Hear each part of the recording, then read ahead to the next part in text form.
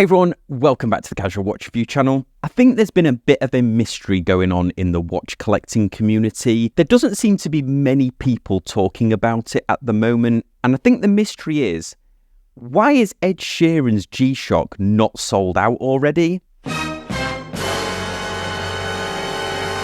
I am wearing a G-Shock. I've got another one on the bench here waiting to review. I am a huge G-Shock fan, so this certainly isn't a hit piece on G-Shock. It isn't even a hit piece on Ed Sheeran. I'm genuinely interested why the Hodinkee Ed Sheeran watch has not sold out yet. A little bit of background. About a month ago, Ed Sheeran did a talking watches with John Mayer. It happened to be one of the best talking watches that I think Hodinkee have ever done, and that was mainly to do with the fact that John Mayer was presenting it and he was interviewing his friend Ed Sheeran. They're clearly two very talented musicians and extremely passionate watch collectors. I would highly encourage you to check out that Talking Watches if you've not seen it before. It was a great back and forth between the two of them. I think it went on for about an hour, and towards the end it became abundantly clear that the whole thing was a bit of a stealth promotion for a collaboration between Ed Sheeran, Hodinkee and G-Shock. But by that time, most people had got the gist, because Ed Sheeran was talking so passionately about the G-Shock that he was wearing, as passionately as he was about some of the Patek watches that he already owned. So it wasn't quite the bombshell at the end that this seemed to be a stealth promote for this new collaboration. The design is very distinctive. It's yellow. It's a tie-in with Ed Sheeran's Subtract album, some additional printing on the band. On the 18th of October, the watch went live for purchase. Interesting thing is that we're now on the 2nd of November when I'm recording this, and the watches are still readily available. So what's going on? I certainly don't know, and I don't think we will ever know, but I've got 3 possible theories, and I'd love to know your opinion at the end, whether you agree with any of my theories or whether you perhaps have one of your own. I think the first option has got to be, did they order too many of these watches? Did they go big, order many thousands of these watches in the hopes that Ed Sheeran's star power would shift a large volume of these watches? If you look in the past, the John Mayer ones sold out within a day. They sold out almost immediately. Hodinkee knows what they're doing when they sell these limited edition watches. And I think that's actually an unfortunate thing for the watch community in general. I think with all of the data that Hodinkee has from their previous limited editions they've sold, and also Casio regularly do limited editions. At any one time, they have at least 1 or 2 limited editions that are running on their website. And just a little disclaimer here, I do work with Casio USA on doing reviews. This obviously isn't a sponsored video. This watch they did send me in, but they don't have any say over what my opinion is on their watch.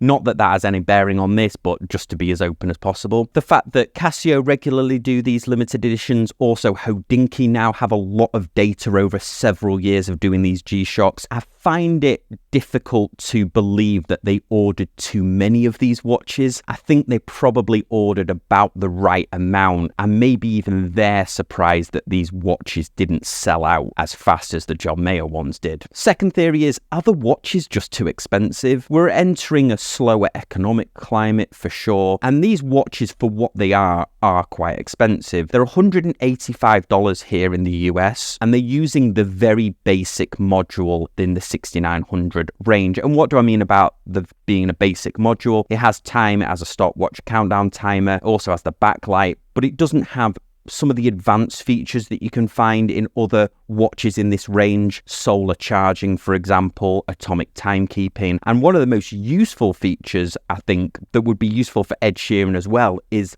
world time. These modules don't have world time on them either. A watch straight off the rack with this module in will cost you around about the $60 mark. These ones with more advanced features, the solar, etc., they'll set you back about $100. There's obviously a big gap between $60 to $185. Obviously, you can factor in this is a limited edition. The John Mayer ones, they were around $180. But we also recently reviewed a NASA G-Shock that was around $130, had this basic module in there, also had the custom tin similar to the Ed Sheeran one, additional printing on the band similar to the Ed Sheeran one, and some custom elements around the inner rehort, similar to the Ed Sheeran model. Obviously, the lift between 130 for a limited edition NASA one and the Ed Sheeran one, clearly a few people have taken their cut off the top of that. Ed Sheeran's team must be making something off it. Hodinkee are obviously making some money off it, and they're also Casio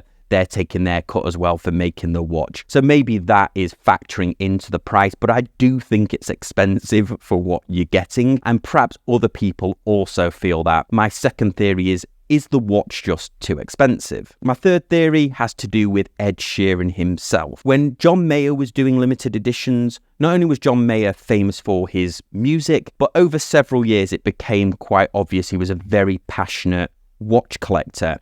And Hodinkee had done talking watches with him. So when he made a G-Shock and the tie-in with his music at the start, it made sense. And I think a lot of people who were John Mayer fans fit into a certain demographic, probably a little bit older. I think that when it came out, it was quite easy for them to understand where the watch came from, why it was what it was, and then the passion that went into the design. The Ed Sheeran watch, clearly there's some passion that's been put into the design. It's tied in with his Subtract album, which, looking online, that seemed to be his most successful album for quite a while. You can see the Subtract on the watch itself, some additional printing on the band. But what I struggle to work out is, who are the Ed Sheeran fans? They're clearly out there, and there's a lot of them. He's clearly an extremely talented musician, but I don't think I could pinpoint which demographic Ed Sheeran fits into. He certainly has music aimed at a younger audience, I would say, and if that is the demographic, similar to Taylor Swift audience, or perhaps a boy band where it's more sort of younger people that are attracted to his music, are they also attracted to G-Shocks? Because these watches are larger. So is it the fact that there is a niche within a niche? You have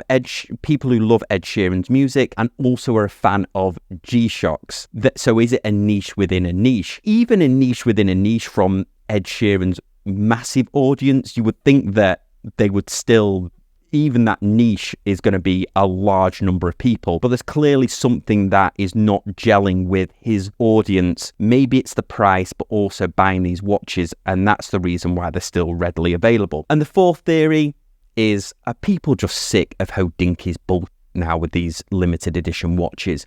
It's clearly become a cash grab for them. I wonder whether the collecting community as a whole is souring on them. I know of a lot of watch collectors that personally are souring on Hodinkee, which used to be a big source of information for watch collectors. Now is tried to go a lot more mainstream. They've had some issues where they've had to lay off people. Some of their key members have left as well. They did get a lot of financing, and they did that merger with Crown and Caliber. They've clearly become a lot more sales focused over the last year or 2 years, and maybe they had to survive, in all fairness to them, but they've certainly done a few missteps in the past with these limited edition models. The collecting community might be getting a little bored of these limited edition cash grabs from Hodinkee. Maybe that is a factor as well. But there is clearly a demographic that are not buying these watches. If you go on eBay, of course, you've got all the watch flippers that bought them at the start, and there is lot of them on eBay, and maybe that's putting off further flippers from buying them when they see that there's just a ton of them on eBay that aren't selling. I did a quick search for ones that have sold, and there's not many.